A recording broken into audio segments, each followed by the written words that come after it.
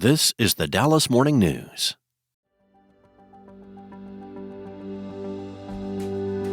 From the Dallas Morning News, I'm Abby McCloskey, and this is Beyond Talking Points. Today, we're going to talk about all things press. We're going to talk about bias in the press, fake news, Harris avoiding the press completely, if Haitian immigrants in Springfield, Ohio are truly eating pets, artificial intelligence, social media, and how you can separate fact from fiction this election cycle. And we're going to do it all with a legendary journalist who's lived through this huge transformation in news. But in a way, we've all lived through it. As a millennial, I was born when there were only a few major news networks and local news channels. My dad actually moonlit on Friday nights as a news anchor, and I remember being in studio with him. And then flash forward to the 1990s, and explicitly partisan networks emerged, and political news turned into primetime entertainment. And then in the last decade, of course, we've had an onslaught of social media, podcasting, substacking, and now you can literally get your news from thousands, if not millions, of sources. And this is before we even think about things like foreign interference. And one of the most frustrating things in this environment is how hard it is to discern what's actually going on. So to help us understand the role of press and politics in America today, I have John McCaa as my guest. And when I say legendary, you'll know the moment you hear his voice. Dr. McCaa is an award-winning veteran journalist who anchored WFAA evening newscast in Dallas from 1992 until 2019, an entire generation of people in our city. He previously served as president of the Press Club of Dallas and has been inducted into the National Association of Black Journalists Hall of Fame. We are so lucky to be with him.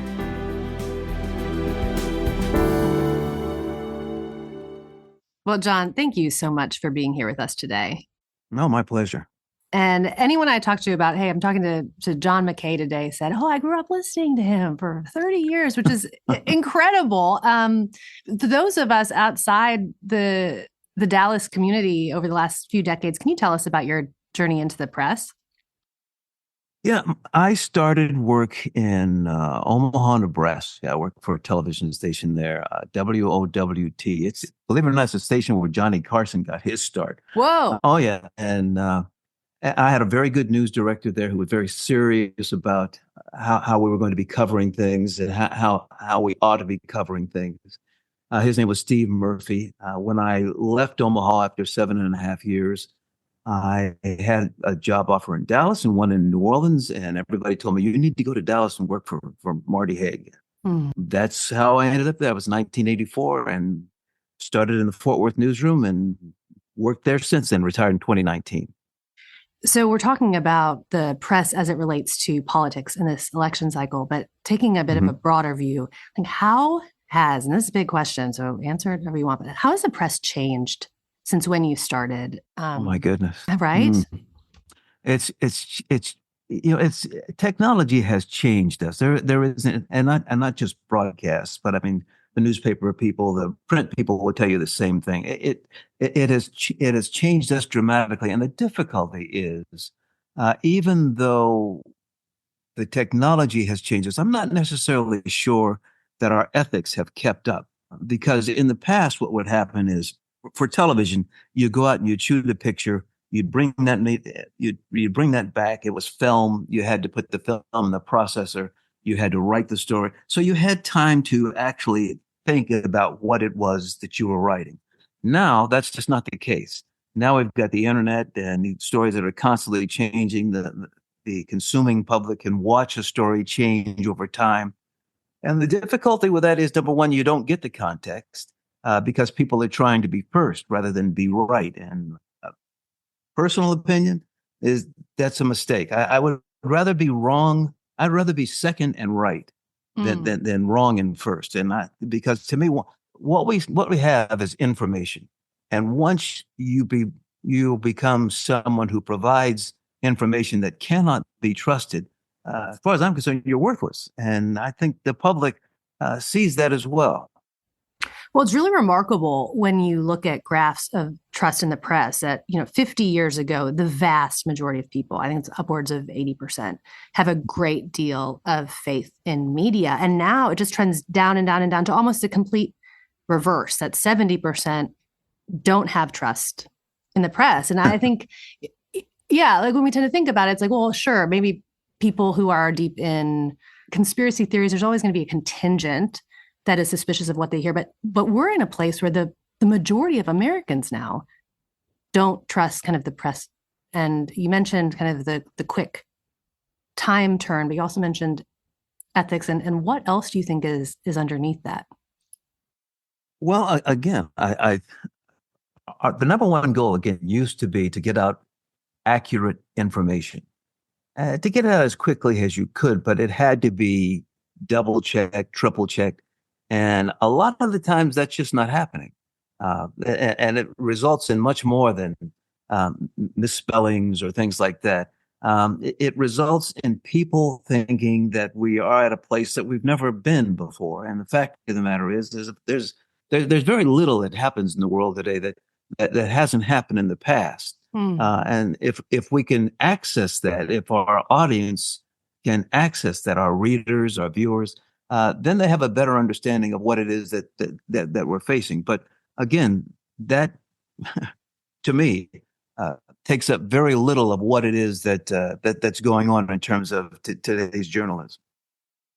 Yeah, and I think in addition to press that's trustworthy. So I remember this summer after Trump's the first attempted assassination on him, sitting at a table with folks who had read papers, seen interviews, know that the attempted assassin was, a Democrat, and this was politically motivated, and he'd given, $15 to every Democrat cause. And then you have other people at the table. So he's a registered Republican, and he's actually, it's not politically motivated. And, in this case, it's like, well, it seems like he was both. He was a registered Republican and gave to Democrat causes a very small dollar amount, but this doesn't.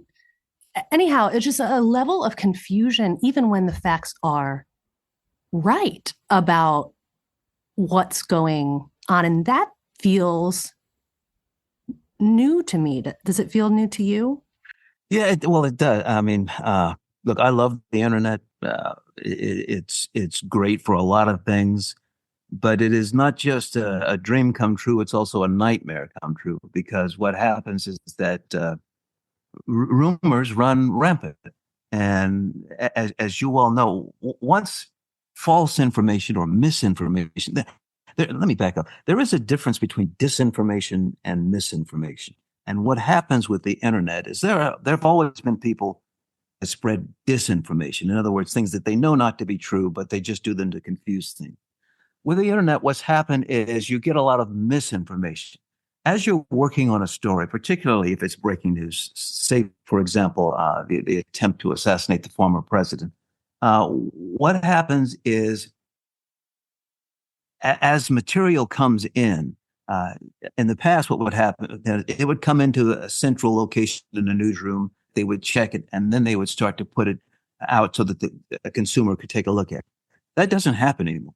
Now what happens is something occurs, the camera goes live right away, you're asked to rush to the studio, someone in the crowd says, yeah, I saw this happen, I saw that happen. Now, we're not really sure that that's true, number one. Number two, even if it is true, we're not necessarily sure of the context of what's happened. And so what's taken place is, if you were cooking, rather than waiting for the meal, what's happening now is you're sitting in the kitchen with the chef, and you're watching as the chef says, yeah, you know what, there's too much of this, there's too much of that, this didn't work. And rather than waiting until the meal is completed, you're making your assumption based upon what you see at that moment. And that's a bad thing. For a free society, that's a bad thing, because our decisions have to be based upon accurate information.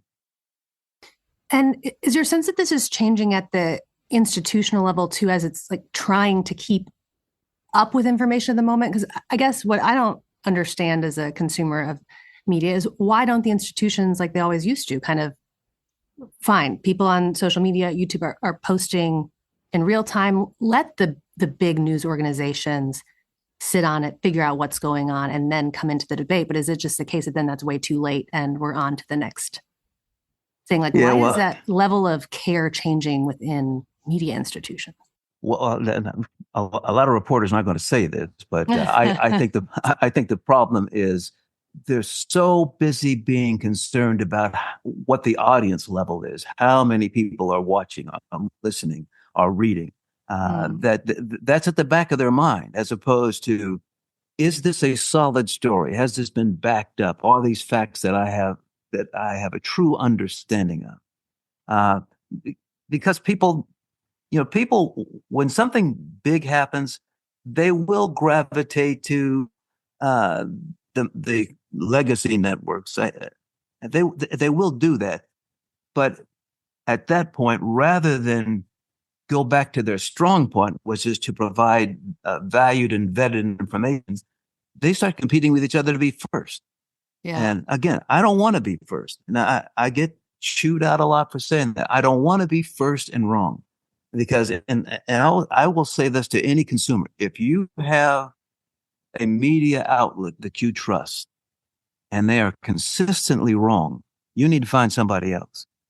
I mean, it's just that simple. Now, I, because my father's in the military, I lived overseas a couple of times. I know what it's like to live in places where they really will mess with information. But the fact is, in a free society, if you don't have access and you don't pay attention to real and accurate information, you are going to fall apart. Yeah.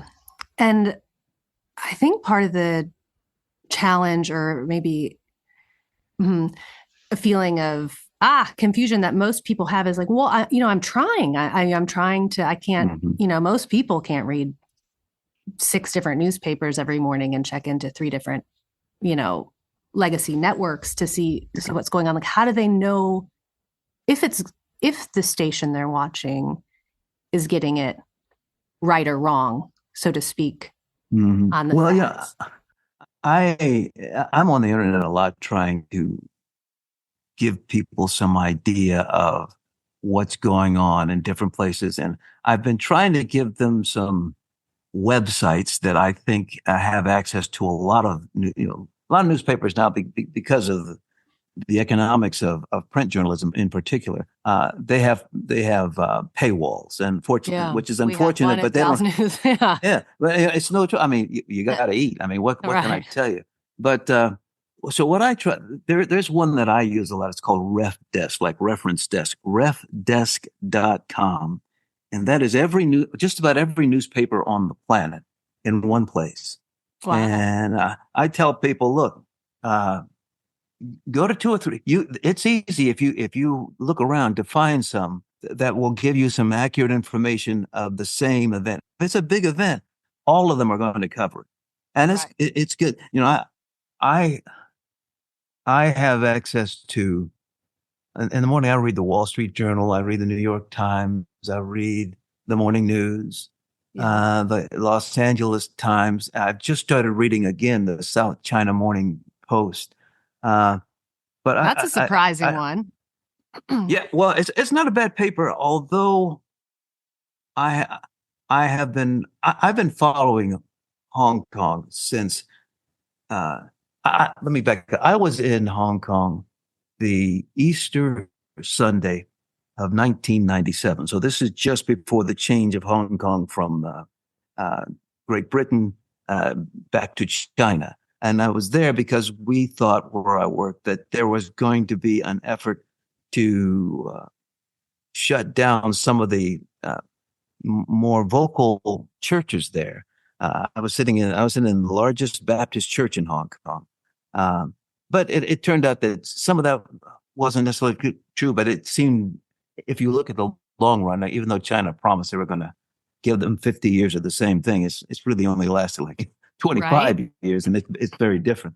Yeah. But I say that because as journalists, we have an obligation, to me, to provide access to those resources that allow people to make decisions. It's one thing for people not to do things. It's another thing for if they don't know where to look.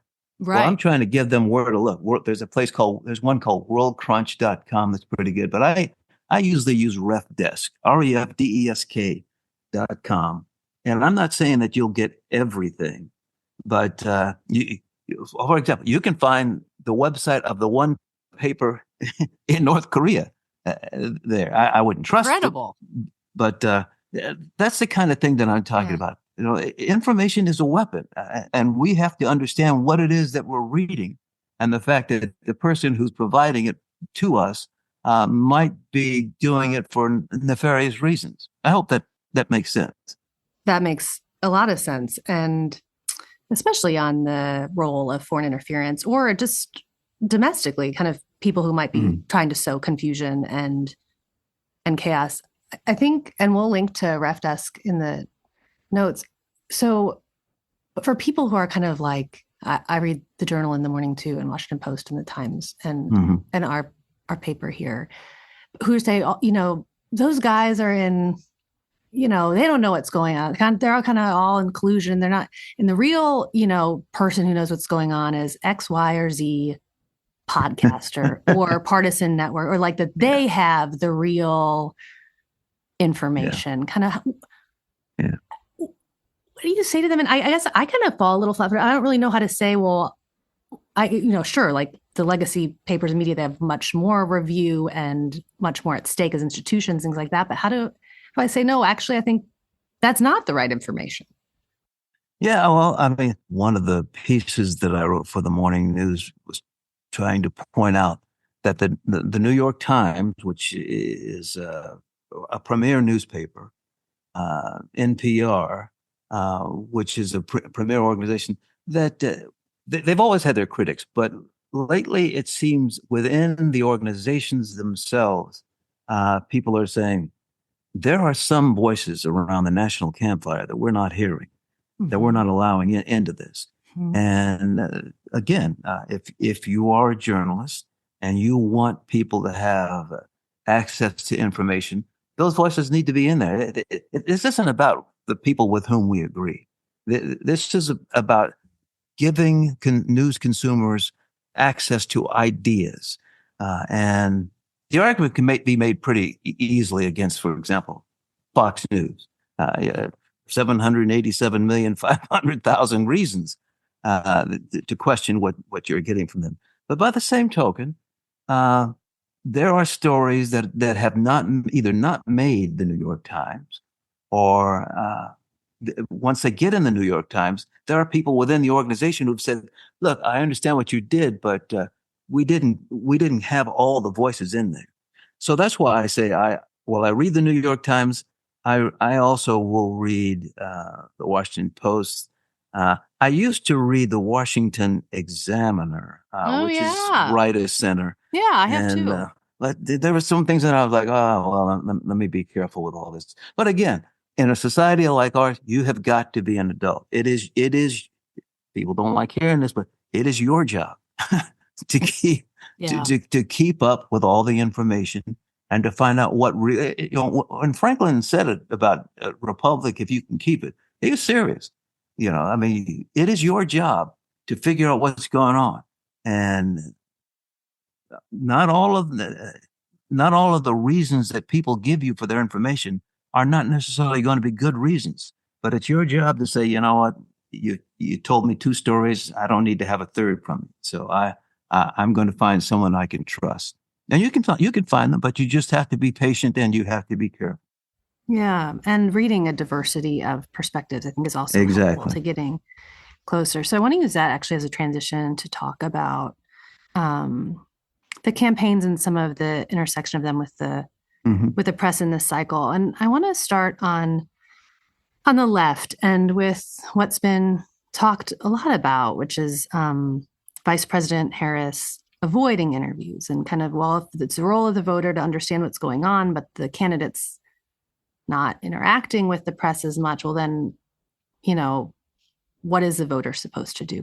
As a reporter, I don't like anyone running for office to not regularly talk with people, with reporters. Once I hear that, I start to get, well, what's this all about? Yeah.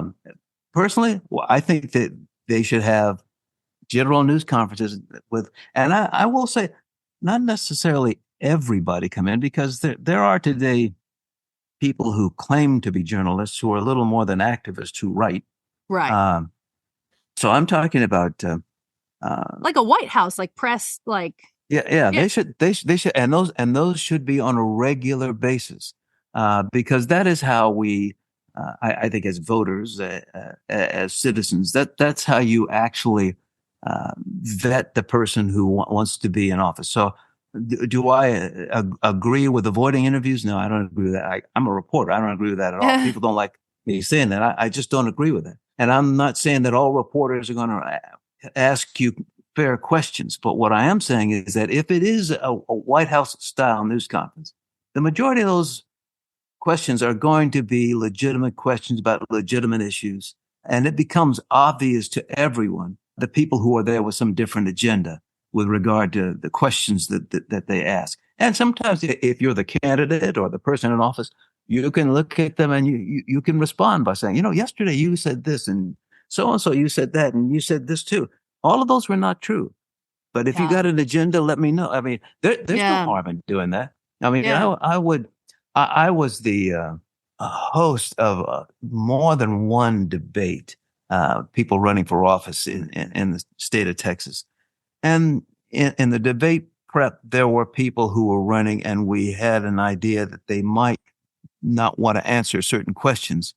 And so as the host, you have to ask yourself, okay, if they don't want to ask the question, if they're rude, how do I respond to that? And so you have to come up with some verbiage in advance that tells them something to the effect of, if they say something like, that's a really dumb question. You say, well, actually, that's a pretty good question. But if you don't have a good answer, that's okay. We'll ask you a question. Now that may sound rude to some people, but again, if you want to be a public servant in a high office, then you should be able to answer the questions. And it's a hard thing for people to take, but you have to be careful how you say that, because at some point you don't want to be the story. Right. And I do love that idea of there being a broader discussion with different outlets. They're able to ask their questions, which kind of neutralizes some of the concerns maybe about the bias of whatever hosting organization it is for the debate or interview or what have you. And kind of staying with the left for a minute on that, like I grew up in Ohio, kind of in a Republican family. My dad actually did news for a little bit.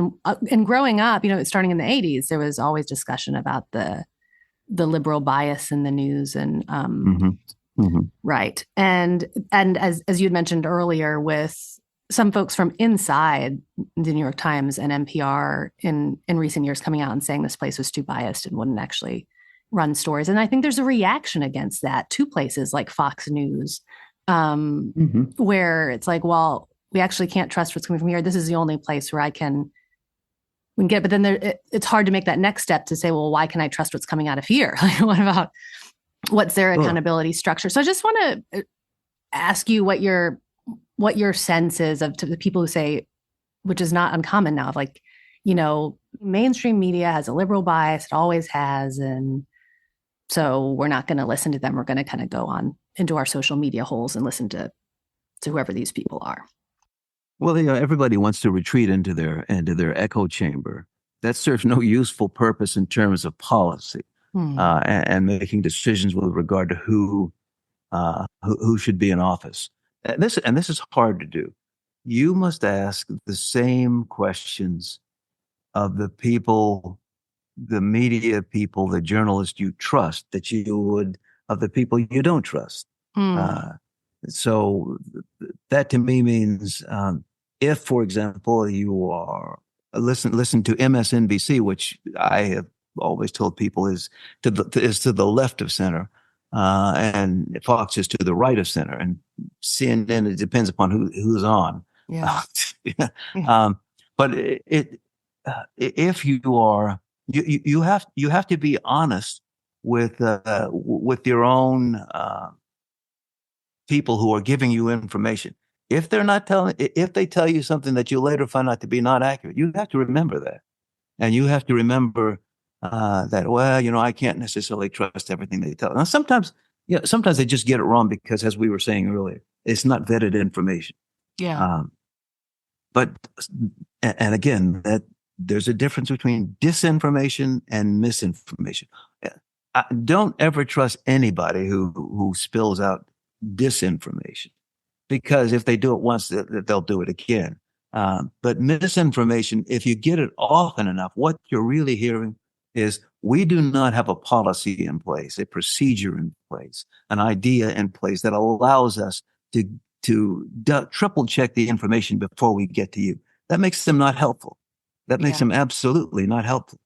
There are, again, at all three networks, there are people who are, people like to say, well, Fox is right wing. Well, yeah, there's no doubt about that. But there are people at Fox who it's pretty clear that they don't necessarily toe a line of doing those sorts of things. There are people at CNN the same way who are going, well, I heard those stories. I don't necessarily agree. This time around, I'll be honest with you. This time around, I'm not really sure I'm seeing that yet at MSNBC because they seem to be, to my mind, have staked out a position of we're going to be left of center. Yeah, and that's surprising to me. They have some people that probably are counter to that, but most of what I hear from there and the way I hear the questions couched, I'm like, well, wait a minute. I mean, yeah, I feel like I used to be one of the people where, I don't know what this says about me, but for fun, it's like I loved MSNBC and Morning Joe in the morning and Megyn Kelly at night. But now I would never turn on, and Fox News, I would never turn on either one, because it's just gotten so and predictable. And let me be honest. I think there have been people at all of them that if I was the vice president of news, I would certainly have had a very heated conversation with how I thought questions were being asked and that sort of thing. And I'm glad you mentioned that because, something else that has always bothered me about the transition in media is there was a time when what would happen in the media is they would invite on one official and that person would be questioned by 3 or 4 reporters from different outlets. Oh, interesting. And now what happens is there's a network host. Sitting next to the network host on the left is so-and-so from the Republican Party, and then on the right, so-and-so from the Democratic Party. And then they ask them a question about a political issue. And I always say to myself, we already know what they think. Right. Where are the reporters who are supposed to be vetting all this material? Those are the people who should be up there answering these questions as opposed to, but again, what's happened is people like that interaction, that heat that goes for people arguing with each other. Yeah. And entertainment isn't very helpful. Right. To me. I admit I'm a dinosaur, but entertainment to me isn't very helpful if you want to maintain a republic. Yeah, and expecting media to be entertainment would be expecting, a college course to be entertainment as opposed to, or all meals to be sugar as opposed to the actual nutrients that. Oh, yeah. And look, politics changes a lot. I read a recent article by Ruben Navarrete, who used to work, I believe he used to work in Morning News. Now he's a national columnist, but he was talking about how Kamala Harris is not prepared to be president. Others have said that, there's just simply, this is unprecedented. And so, again, to me, context is everything. Mm-hmm. So what I said, well, I do remember that this is the blessings of a Jesuit education. I do remember in history class that Harry Truman was so upset with the Democratic Party in 1960 that he quit being a delegate to the convention because he thought that the Kennedy group was railroading was pushing John F. Kennedy to be the candidate. And he held a news conference and said, in effect, Senator, I want you to be patient. We need somebody with some real history. And so that kind of thing has happened in the past. And also another thing that crossed my mind was there was so much discussion now about immigration and that sort of thing. But this is in the Republican Party. And I recall that at the very end of Ronald Reagan's farewell to the country, so we're talking January 1989, he makes a statement about the shining city on the hill, which he talked about regularly. Yeah. But if you listen to what he says in those final sentences, he's talking about the shining city should be open to everybody. There shouldn't be, if there is a wall, the door should be open. And not only the door should be, they should be, and I'm like, whoa, Nelly, this is, I say these two things. Way. Oh yeah. I say these things because parties change and they change dramatically. This is not, my mother's family were small business people, and they were small business Republicans. They left Tennessee. They went to Illinois. My mother's father worked. He was a contractor, worked for the city of Illinois. I had the contract for cleaning City Hall, and then the City Hall changed from being Republican dominated to Democrat dominated, and the new Democratic mayor fired him.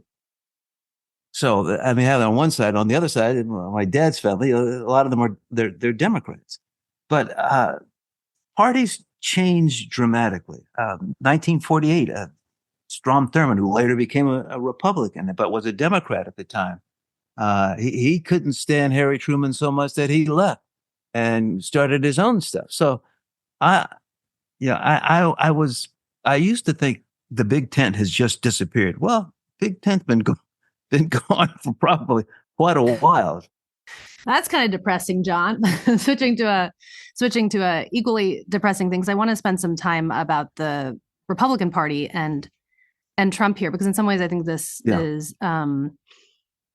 captures what's happening with trusted media, and that's this viral rumor, but that was said in the debate about Haitian immigrants in Springfield, Ohio, actually, which is where my grandparents live. I grew up going to Easter and Christmas and Thanksgiving in Springfield, Ohio, but that the Haitian immigrants are eating pets. And to the best of my knowledge, as of, September 20th, like, there is not evidence of this. People have disavowed it, and yet it's getting play at the highest levels, including in, a campaign debate. And I'm just, but to me, this gets to the point of saying, that's to the best we know, not true. And yet it's seemingly like believed and passed around. And is that different than, is this a new development? It feels so foreign to me. Well, see, again, that's why I make the distinction between misinformation and disinformation. It started apparently with some rumor that was on the internet that was simply not true. That made it misinformation. Once it became pretty clear that it's not true, but it's continued, that's disinformation. And the sad part about it is, at least from what I read, people know that it's not true, which to me should make you wonder, is this person really the individual that I want to sit in that position of authority? Because the spreader's disinformation should have no place in public life. Right. And they won't have a place in public life if the public says to them, you know what, I agree with your policies, but I don't agree with this. And this is really making me rethink whether or not I should support you. And I say that again of Democrats and Republicans. I went to school in the 70s, the early 70s, when, in my opinion, what we really saw was people on the Democratic Party moved to the far left. So the war's going on, that sort of thing. But there were also late 60s, early 70s, there were also people some people were blowing up things. Now they'll tell you, well, they weren't Democrats. Well, they weren't, but I didn't hear I don't recall a lot of people saying, this is not a way to deal with things with which we disagree.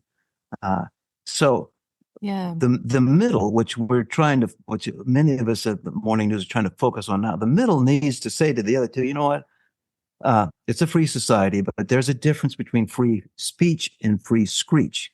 When you start to do the things that you're talking about that clearly aren't useful in terms of creating a society, well, we got an issue, and that's a serious issue.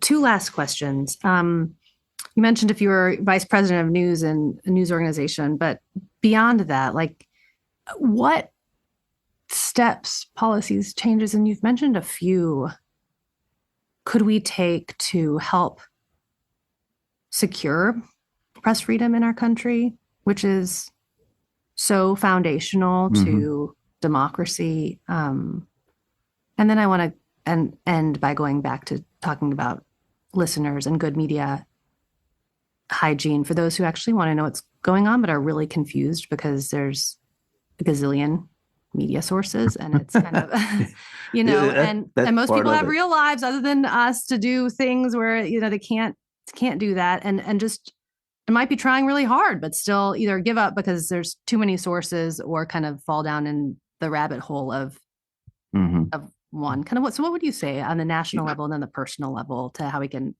kind of move out of this confusion towards something more constructive?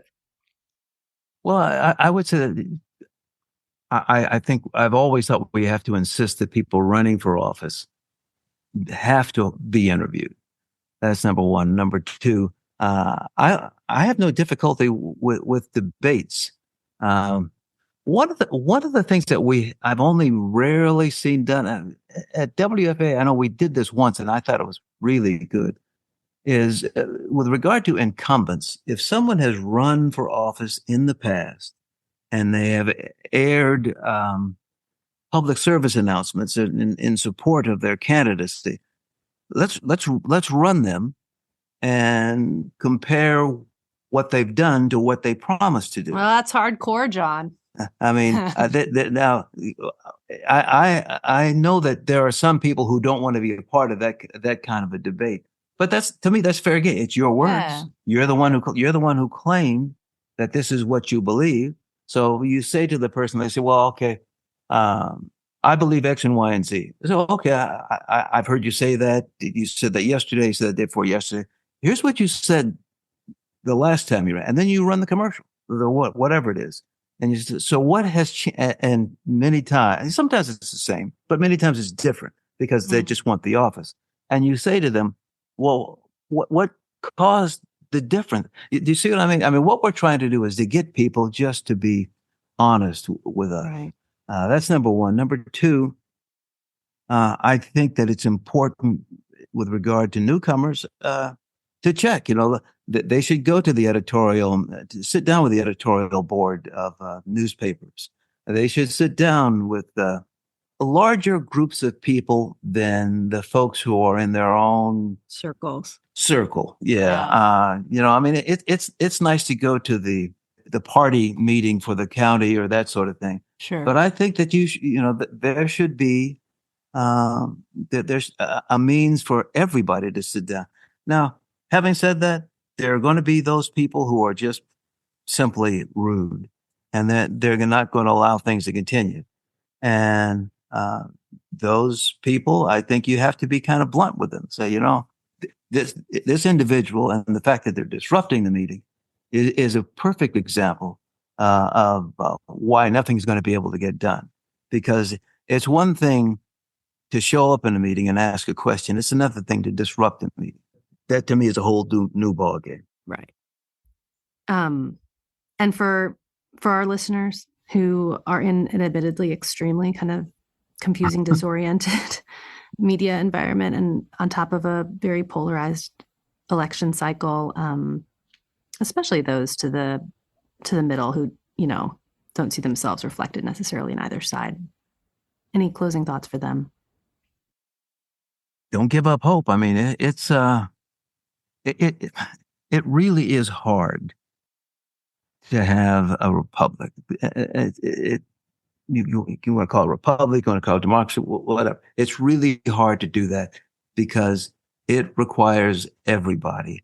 to pay attention. And people, they don't want to pay. They don't want to pay attention. They got the kids to get to school. They got to put food on the table. The boss is not the nicest. There's a lot of demand. Yeah. There's all kinds of reasons.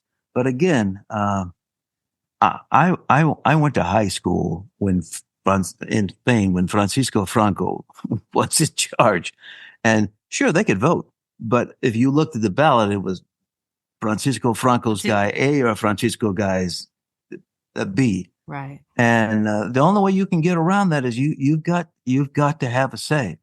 And sometimes that means that you're a burr in the saddle of some people. But hey, what can I tell you? I mean, if you want to be free, that's what it's going to have. That's what it's going to take. That's what it took in the past. That's what it'll take now. Well, I love that, John. And thank you for your decades of service to our city and seeking the truth with kindness and curiosity and intellectualism. You're so impressive, and thank you so much for joining me today, John. Oh, thank you. Appreciate it. Listeners, we'll be back next week to sort through the presidential campaign promises and what America really needs. This podcast is running as part of the American Middle series of the Dallas Morning News. Please like us or subscribe wherever you get your podcasts. I'm Abby McCloskey, and you've been listening to Beyond Talking Points.